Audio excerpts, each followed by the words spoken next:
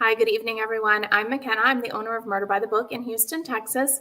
And I'm excited to be hosting another virtual event tonight. It's been a while because we've been doing in-store events. I know John was on here last night with C.S. Harris and Susanna Kearsley, and I will be back on tomorrow night with some authors from Polis Books / Agora Books. But we've been starting to ramp up our in-store schedule again, which is actually lovely, and haven't been doing as many virtual events. So here I am again. I'm a little rusty. It's been a while, but I'm glad to be back. Tonight we're going to be talking with Anne Hillerman and Douglas Preston. Dag will be interviewing her and talking about her new book, The Sacred Bridge, which we have signed book plates for. As always, I've put a link in the comments for more information about these authors, their books, or should you want to order books from us. We also have signed copies of Diablo Mesa, which is Douglas Preston's latest book.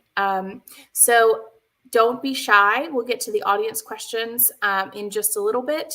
But for now, let me go ahead and get our authors introduced. I think there may be a little delay with my video tonight, which is weird. So I'm going to try to not look at myself. Okay, so I'm going to bring on Anne Hillerman.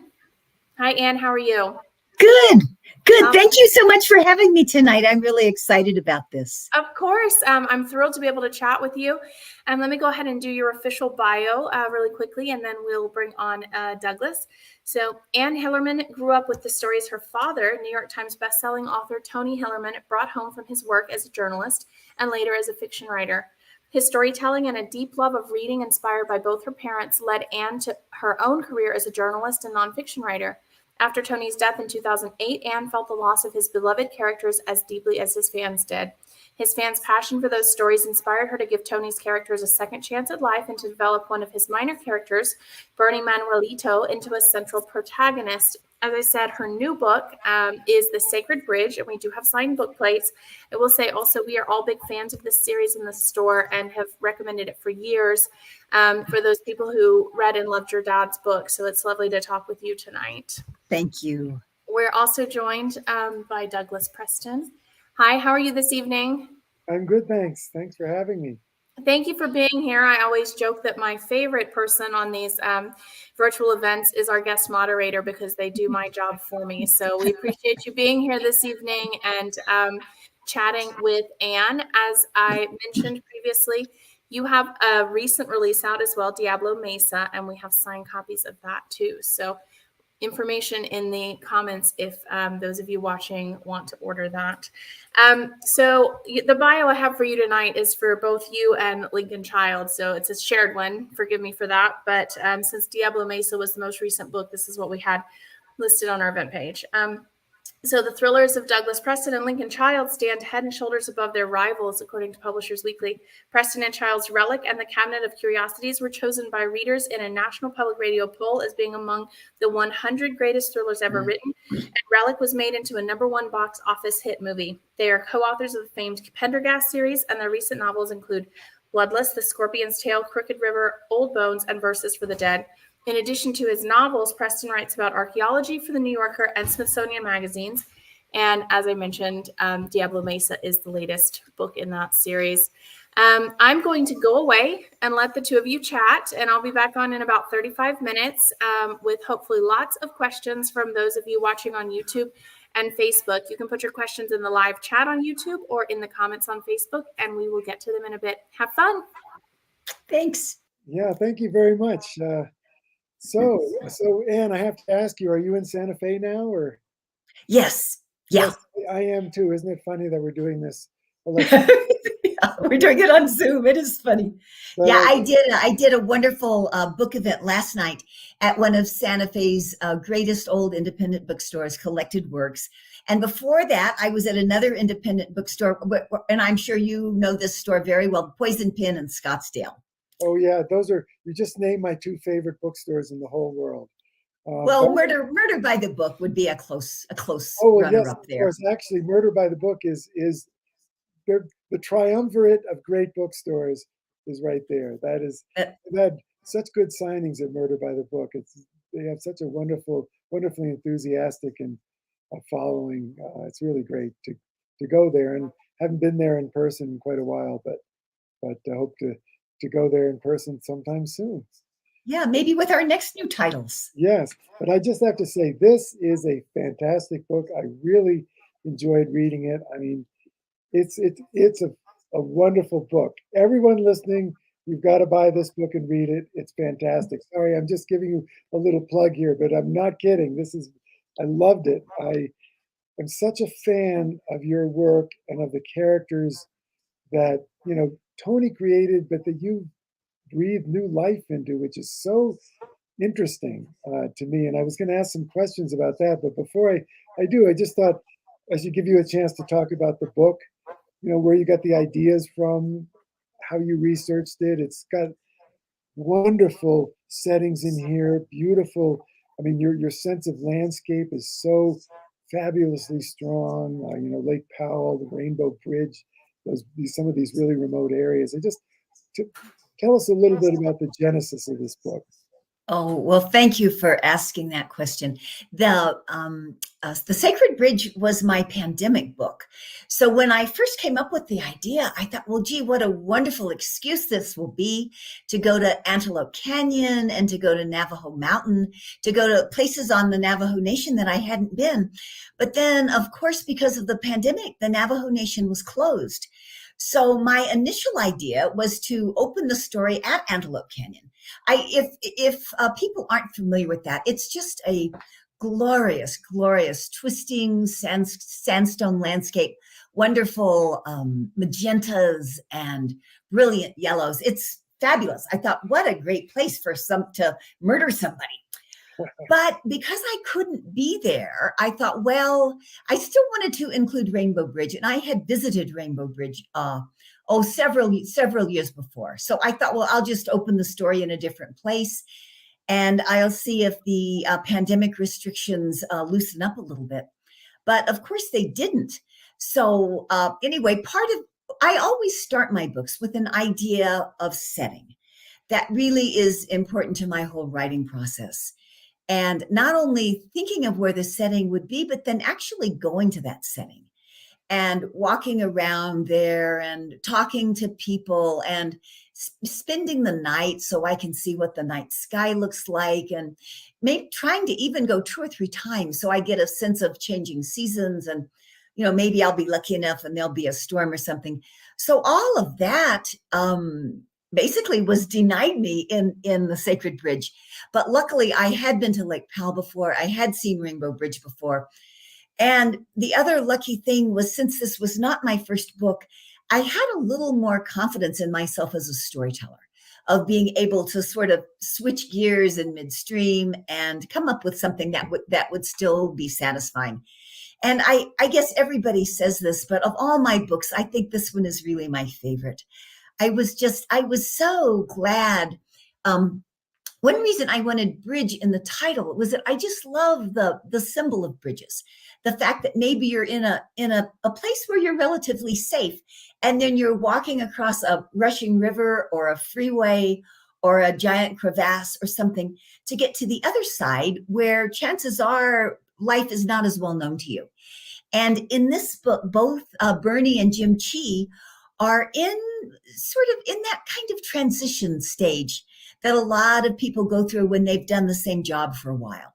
So I thought this metaphor will be really interesting. And then there are a lot of other family dynamics in this book that again kind of play to that symbolism of bridge. So yeah, I was so thrilled when the book finally hit the stands yesterday. I just feel like a new mom. Yeah, that's great. Well, I must say I'm very interested in what you said, because the settings are so vividly described that I would have thought that you were practically living in some of these areas. But I guess you just have a very a beautiful way of writing about landscape, and that really comes through, just as your father's books did the same. I mean, there's really a sense of place in them. But yeah, then the bridge is a wonderful symbol and theme that runs through the novel on many different levels. So, the physical Rainbow Bridge itself, but then as you point out, there's sort of a metaphorical bridges and families and so forth, and sort of bridges of evil too as well. So and life stages, that sometimes ready or not, all of a sudden that bridge is there and we just have to limp across it. So yeah. that was another reason I liked that metaphor. So when you went to Rainbow Bridge, you must have taken a boat up Lake Powell and went that route? Yes. I was lucky in terms of research for this book that when I went, the lake was high. So it was easy to take a boat. There was a dock, maybe a mile from the base of Rainbow Bridge. It was an easy hike, and it was just really breathtaking. I mean, I think even people who don't have much spiritual basis, it would be hard to stand there looking at that beauty and not be somehow touched by it. But as you may know, Rainbow Bridge was one of the very first national monuments. Back in 1910, it gained national monument status. And for a very, very long time, the only people who visited it were representatives from maybe 5 or 6 native tribes, all of whom have sacred stories about that place. And then a few trepid archaeologists, anthropologists, and adventure seekers who would, make that long trip to the desert to see it. Well, then when Lake Powell was constructed, it was really easy for everybody and their dachshunds to go see Rainbow Bridge. And as a result, it was rather deluged with visitors, some of whom were respectful and understood, but some of whom were just kind of interested in seeing something new, and they didn't understand what a sacred place it was. So the tribes who held it sacred worked with the National Park Service to come up with a better management plan and to help inform visitors. And I think that went in place about 2017. But what's happened now, ironically, is that the lake level is so low that the dock that used to let people have easy access to Rainbow Bridge is no more. The water is so low that to get to Rainbow Bridge, either you have to pull up and then hike, or you have to come the other way through Navajo land and do an even longer hike. So, I mean, oh, that's interesting, huh? Yeah. So I guess it's a lot harder to get there now than it used to be, and maybe that's a good thing. Do you think that's a good thing? I do think it's a good thing. I mean, I think people who want to see it can certainly still make the trip. And goodness knows there are 100,000 pictures of Rainbow Bridge. And of course, looking at a picture isn't the same thing as being there, but it's better than nothing. And I think in a way, it's kind of nature's way of protecting this sacred site. So did you ever get a chance ever to go to like Navajo Mountain or Rainbow City or any of those areas up, sort of where the old trail to Rainbow Bridge starts? No, I didn't. Again, because of the pandemic. I saw it on the maps, and luckily Jim Chee gets to be sort of my avatar and do that hike, but no. So, I mean, that was another challenge. I kind of had to luckily, again, there are a lot of reports of people who have done that hike and what they've seen. There are hiking guides. So I was able to sort of, and I've done enough hiking that I kind of know what it's like to go on a long hike in the desert. So with my own experience and then with the material available, I was sort of able to reconstruct it in my imagination. And I'm sure you know this too. One of the challenges of writing fiction is that a writer like me gets so caught up in, oh my gosh, I should have every detail about Rainbow Bridge in this book. And then after a while, I realized, well, no, I'm not really writing a book about the phenomena of bridges and arches in sandstone in the desert. What I'm really trying to write is a mystery. So then I have to pull back all that research and kind of focus more on the characters and on the story. So research is always a challenge for me. I like to pick topics where I'm learning a lot. And then I realize I have to pull it back and think, no, get on with the story, kids. So. Oh, I know. I run into that all the time. I do all this research. I'm fascinated in it. I start filling the novel up with it. And then you think, uh-oh, who's going to want to read this? Well, you got to, this is, as you say, it's a mystery novel. It's a thriller. You got to keep the story moving. But you managed to do that. I mean, your pacing is really wonderful. I always, your books are such page turners. Oh, thank you so much. Going back to what you were saying about research, I think, though, that a lot of mystery fans really enjoy learning something besides learning who did it. When they're reading our books, I get that a lot. I liked your book, and I really liked, say, in Stargazer, I really liked what I learned about astronomy. And I'm sure people would say that, about your books too, like in Diablo Mesa. I really liked what I learned about UFOs and the Roswell incident, all that stuff. So I think that the trick is really interweaving it. So there's just enough nonfiction stuff, but the mystery keeps moving forward. Well, you've got it. That's it. It's a balancing act, and it's very difficult. In fact, one of my questions is asking you if you have any advice for young writers. And although that's farther down on my list, I thought, well, I'm going to ask that question now, because one of the things you just mentioned is really good advice about balancing the research and the plotting and so forth. Do you have any other advice for the young writer? The things that you learned? I think my biggest piece of advice was don't get discouraged. Everyone has stories to tell. And everyone also has that inner editor. I'm assuming everyone I've ever known had that editor who says, oh, this is really hard and this isn't very good, and nobody's going to want to read this anyway, except maybe your mom. And, why don't you do something easier? Why don't you take the day off? Why don't you go skiing? Whatever. And I think to tell that voice, just be quiet. I'm going to just write this. I don't care what you say, to just kind of chug on through. And I guess for young writers, to give yourself permission to write stuff that's not very good, because I think the only way you learn to get better is by kind of toning up that writing muscle, by writing stuff that's not very good until eventually you kind of figure out why it's not very good, and then you can make it better. And of course, I believe in classes. I believe in, reading things that are in your genre that you really admire, and reading them analytically. So you not only are getting the story, but you kind of understand why it is that the story works and why it was that you stayed up to midnight with that novel. Yeah. So I guess those would be my main things. What would you say? Well, I second that advice. I mean, even today, the stuff I write isn't very good. It's really a rewriting of it where you really do I think the art. The art comes out in the rewriting. I mean, I just have to get it down on paper first. And then I look at it and I realize, well, it's not very good. But, in the rewriting, that's when it gets better. Yeah. I think a lot of people suffer writer's block because they think that what they're writing should be perfect first time out. And it never is. I mean, I know many writers who say, what they first put down on paper is terrible.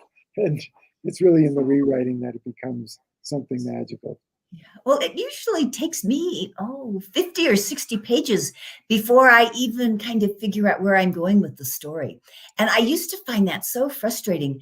But now I realize that's just my process, and I just kind of live with it. So yeah, I think that's really good advice, to just not be discouraged if your first draft is awful, because at least it's the start. It's the bones, and then you can put the flesh on it and dress it up and add the eyeshadow. Well, that's interesting you mentioned that, because I remember reading once your dad said that when he starts a novel, he really has no idea where it's going. And do you write like that too? Is that really how you do it, or do you have an idea of where your end point is going to be? The good thing about writing a mystery is that at the end, if the mystery is solved, and if you have a series that your main detectives have to survive. So I kind of have that. I have that as my little outline box. And I know the setting. Like I said earlier, that's really important to me. And unlike some writers who are really smart and do separate series for their main characters, I have to integrate all three of my characters in the same book. So before I start, I try to figure out who is going to be the main detective, who's going to be the main storyteller. So I know that, and I try to think a little bit about what the crime is. I try to not repeat myself. So I was lucky in Sacred Bridge. I had never had a person drown or a person killed in a hit and run accident. So I was able to use those two things. So that made me happy, coming up with new ways to get rid of people.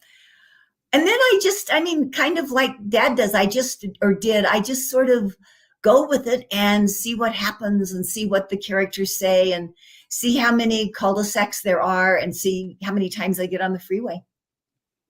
Well, it's interesting because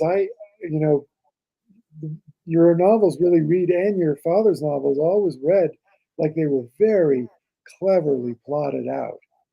And yet, I was so surprised when I read that, and because I plot differently. I really do have a sense of where I'm going, although often the story gets derailed along the way. But at least I think I know where I'm going.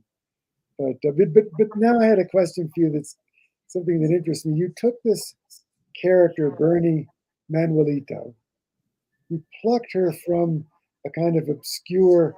You plucked her out of your father's books, and then you made her into this fantastic character. How did you do that? What inspired you? What was it about the character that intrigued you?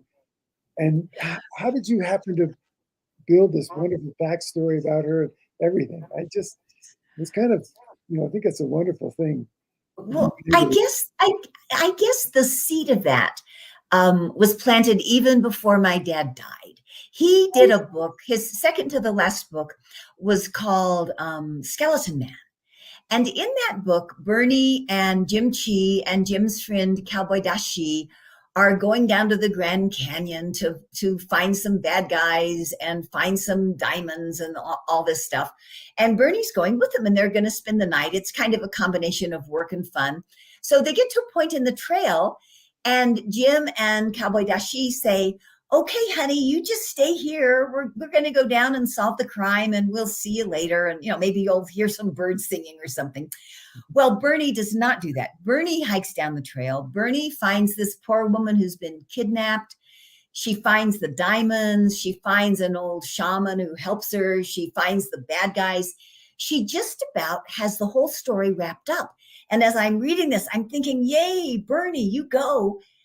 But then, because my dad loved those male characters, there is a flash flood in the bottom of the Grand Canyon. There's chaos everywhere. And amazingly, Jim Chee shows up. He rescues Bernie. He rescues the woman who's been kidnapped.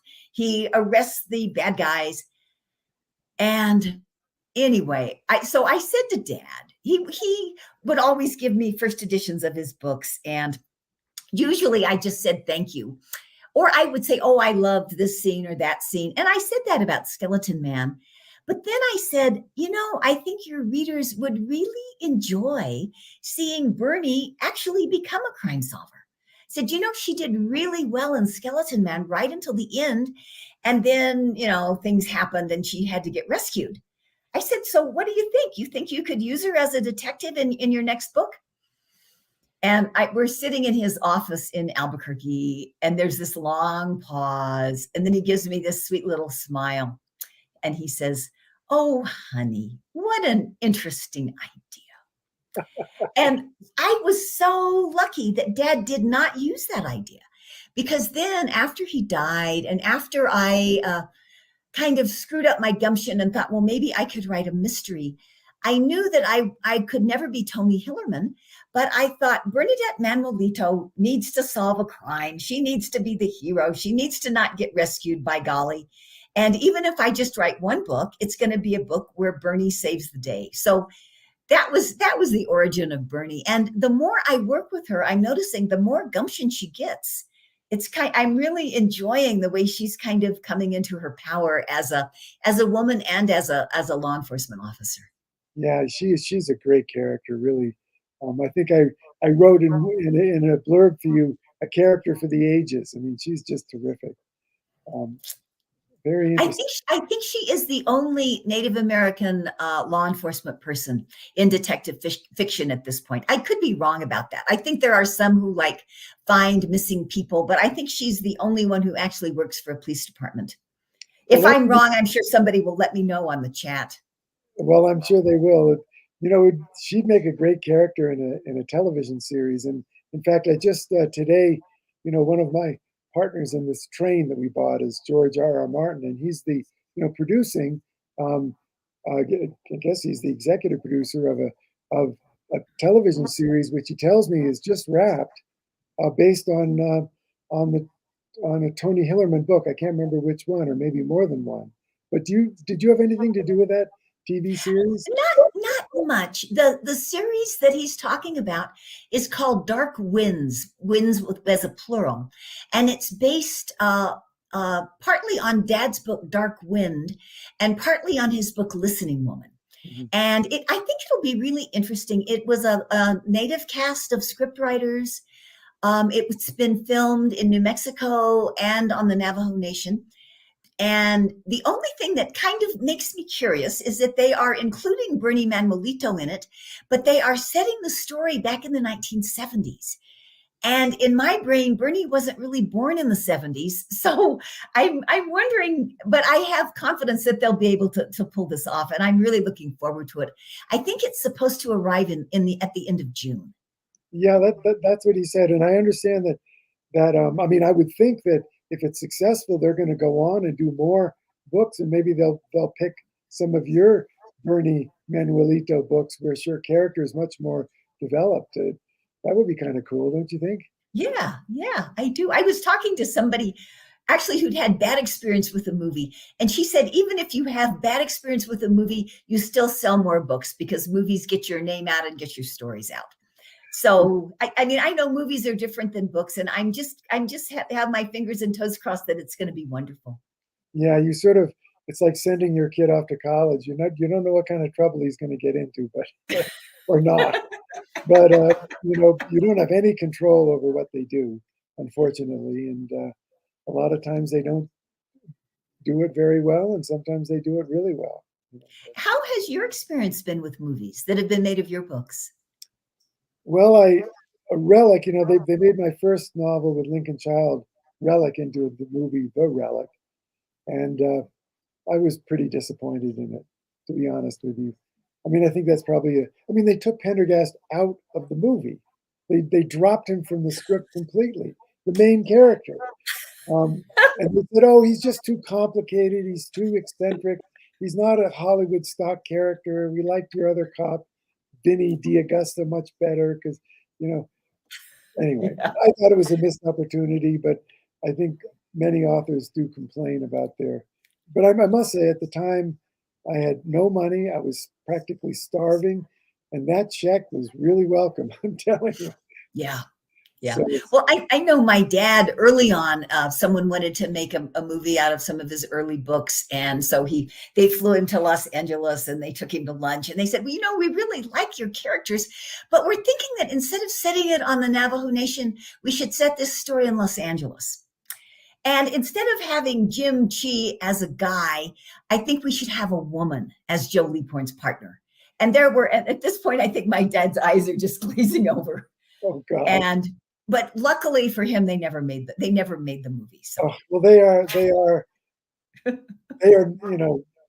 Well, I could complain. I have a lot to complain about Hollywood, but hopefully this. I think with George being involved, I think it has a good chance of being a really good series. I mean, I must say, I am really looking forward to it. I'm such a fan, and Me too. Well, if it has any of the appeal that the whole Game of Thrones series did, my goodness, I mean, Dad's characters will be in excellent hands. Yeah, exactly. And if they put the kind of production values into it that they did with Game of Thrones, that should be good too. So right. But, too bad Dad never wrote about a dragon. I know. Well, he had skinwalkers. He had all kinds of unusual things, but not a dragon. Not yet. Interesting. So I'm kind of curious. I don't mean to keep going, but how hard was it to take over some of your dad's characters? I mean, you must have already felt like they were members of your family, but was it hard, or did it just flow naturally to you? It was the characters were a lot easier than I thought. The big problem I had was the plot. You know, my background before I wrote Spider-Woman's Daughter was nonfiction. And I loved writing nonfiction, but in nonfiction, you know, you're doing it episodically. You don't have to think, how does this open? And I mean, you can, I mean, the elegance of it, of course, is to think that. But if you're just the books, I did a book about Santa Fe Gardens. So I was thinking, you know, here's Garden 1, Garden 53. Here are tips on xeric landscaping. So writing a novel was a whole different trip for me in terms of plot. But most of those characters, I think because I had been reading Dad's books for so long, and I had talked to him about those characters. So they really were sort of like part of my family. The one I had the most trouble with was Joe Leaphorn. And I always thought he was just kind of a grumpy old coot. And so my big challenge was, how can I, you know, write about him? I mean, I knew he had to be in the book. So in Spider-Woman's Daughter, I came up with something I thought was pretty clever, to have him be a central character in the book without having to give him much to do. So anyway, now he's in the book a couple books ago, The Tale Teller. He was the main crime solver. He got to, go all around and figure things out. So I have kind of made peace with Joe. I was doing a book talk, and someone came up to me afterwards and they said, well, you know, when your dad first published The Blessing Way back in 1970, he said Joe Leaphorn was 40 years old. So now that means he's 92. I said, well, that's only if he has to age in real time. But the good thing about fiction is he doesn't have to age in real time. But he still is a senior detective. Yeah, Lieutenant Leaphorn. Yeah, he's right. Well, I love him as a character. I love his sort of grumpiness and his he just is real. You know, he's just a real person, and that's what I love about him. Yeah. Well, anyway, I wanted to switch gears just a little bit. The Santa Fe Literary Festival is honoring your father as its first honoree ever, because this is the first year of this really major literary festival. And I know you're also presenting at the festival. Can you talk a little bit about what you'll be doing at the festival? Thank you for asking. I would love to talk about that. There is a wonderful new biography of my dad called Tony Hillerman, A Life, that University of Oklahoma Press has published. And the author of that, interestingly, also lives in Santa Fe with Doug and me. So he and I are going to talk about my dad and his contributions to literacy and literature and journalism in New Mexico. And then I'm going to talk about the influence that he was on my own work, which of course was fabulous. And another writer, Craig Johnson from Wyoming, is going to join us and talk about Dad's influence on his work. Years ago, and I think this was maybe the first time you and I worked together, Doug, I did a conference called the Tony Hillerman Writers Conference. And as part of that conference, we did a prize for the best short story. And Craig was his short story was, I think, our first or second winner. So luckily at that point, my dad was still alive. So he drove all the way down from Wyoming and met my dad. And his very first book had just been published. So anyway, he and I have been sort of admirers of my father for a long time. So I was really glad that he could join us at the festival. They have lots of big names, and I think it's going to be really fun. They're integrating some celebrity chefs with it too, and some tours of Santa Fe. Yeah, it's going to be really exciting. They've got John Grisham is coming, and Colson Whitehead. George R.R. Martin's going to be there. I think it should be kind of fun. It's May 20th to the 23rd in Santa Fe. And if anyone listening is interested, you can go, Google the Santa Fe Literary Festival and check it out, because it's really going to be, I think, very interesting. And because for years and years, Santa Fe has had literary festivals. Well, of course, there was the Tony Hillerman Writers Conference that you did. That was great. That's not still going, is it? No. And that it was more of a writers' conference than a festival for fans. Yeah. So I know the Santa Fe Public Library tried to do a festival for fans, and the Museum of International Folk Art for several years did like a New Mexico woman author, I don't know, celebration up at Museum Hill. So Santa Fe has tried this, but usually after a couple years, things just fizzle out. So my fingers are crossed that this is going to be a big success. Well, I think that they're really doing it in a very professional way, and they've got some wonderful authors, and I think it's going to be fantastic. I support it 100%. I think it'd be great for our town. So, but Me too. Anyway, I guess we're getting to the part where we should probably open up the this presentation to questions from the audience. But I just want to say, once again, this is a wonderful book, and I hope you will buy it because it is a fantastic book. Thank you both for such a great chat. I've just been sitting here enjoying it and heard the call back on for questions. We do have a couple. I do want to remind anyone who's watching that if you're interested in getting a copy of either of the author's books, there's a link in the comments. We have signed book plates for Anne's book, and we still have signed books that are signed by both Doug and Lincoln Child, copies of that in stock. So that link is in the comments. So one of the questions we have is with relation to movies and film, and I'm sure both of you can have some input on this, but why do they bother buying the book rights if they change the setting, plot, and characters? That's one of those questions that I cannot answer. It does not seem logical to me. All I can figure is that in the end, whoever is doing the movies figure they know more about movies than a person who writes books knows about movies. It was so funny when another problem my dad had when they were first talking to him about movies. They said, well, your books really won't make very good movies because a lot of what happens in your books happens when there's one guy sitting in a car thinking. Yeah, that doesn't make a good movie. So I don't know. That's an interesting question. Yeah, it was funny. Paramount Pictures tried to make a television series out of Cabinet of Curiosities, which is a book that takes place in the Museum of Natural History in New York, which is a fabulous Gothic setting. And at a certain point, the poor screenwriter got notes saying, get rid of this museum. We don't need this museum. We don't need these museum curators. Let's make it an old curiosity shop in New York.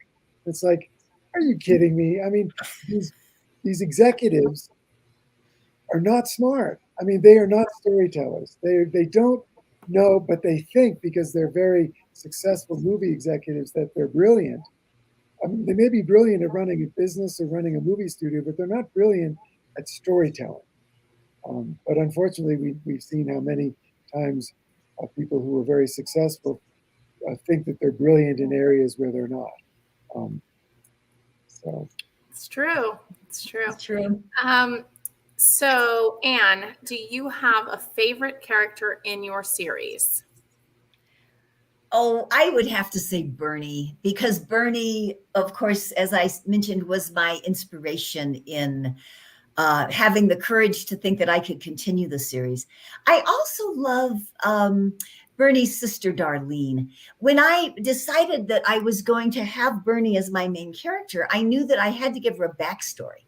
So I thought, what would be more reasonable than to give a young working woman a sister who's just a real handful? And then while I was at it, I thought also I'll give her a grumpy mother who's always telling her what to do. But as the series has gone on, I've been really impressed with Darlene and how she's had this trouble and that trouble and one bad boyfriend and another bad boyfriend, and she's thinking of doing this and thinking of doing that. But she always somehow comes through at the end. And in Sacred Bridge, she and her boyfriend and mama really come up with a lovely idea. I don't want to give too much away, but I would say if somebody is getting bored, just skip through and find that chapter, because I had so much fun writing it. Oh, yeah. Oh, I wanted to say something else. Also in that chapter, there's a very heroic dog. And I'm having a little contest on my website to name that dog. It's Mrs. Darkwater's dog. So if you go to my website, you can enter the contest. And if you come up with a good name, I'll send you a personalized signed book. And I'll use the name in my next book. That's pretty great. That dog's great. That dog's a hero. But, yeah. All right. And the last question we have for tonight is also for Anne. So how do you think your writing style differs from your dad's? In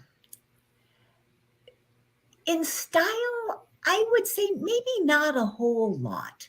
I think because both of us came from a long kind of beaten on background as reporters and editorial page editors and journalists, we kind of picked up the idea that less is more, that, don't ramble on forever, kind of get to the point. And I think we share that in common in terms of style. In terms of, I guess you'd say tone, though. My books talk a little bit more about relationship between the characters. I think if reading Dad's books, you're more likely to find a car chase or a bomb that's about to go off somewhere. Whereas reading my books, you are more likely to find a disgruntled family member with big motives for revenge, who maybe turns out not to be the one who did it after all. Also, my dad always said that he wasn't good about writing about women, whereas I feel and I'm not sure that was true, but that was what he believed. Whereas I, of course, am very confident about writing about women, but also about writing about their husbands and boyfriends and fathers and sons. So I guess those would be some main differences. I really admire my dad's writing, his sense of pacing, his landscape descriptions, all of that. I was so lucky to have been thriving under his shadow.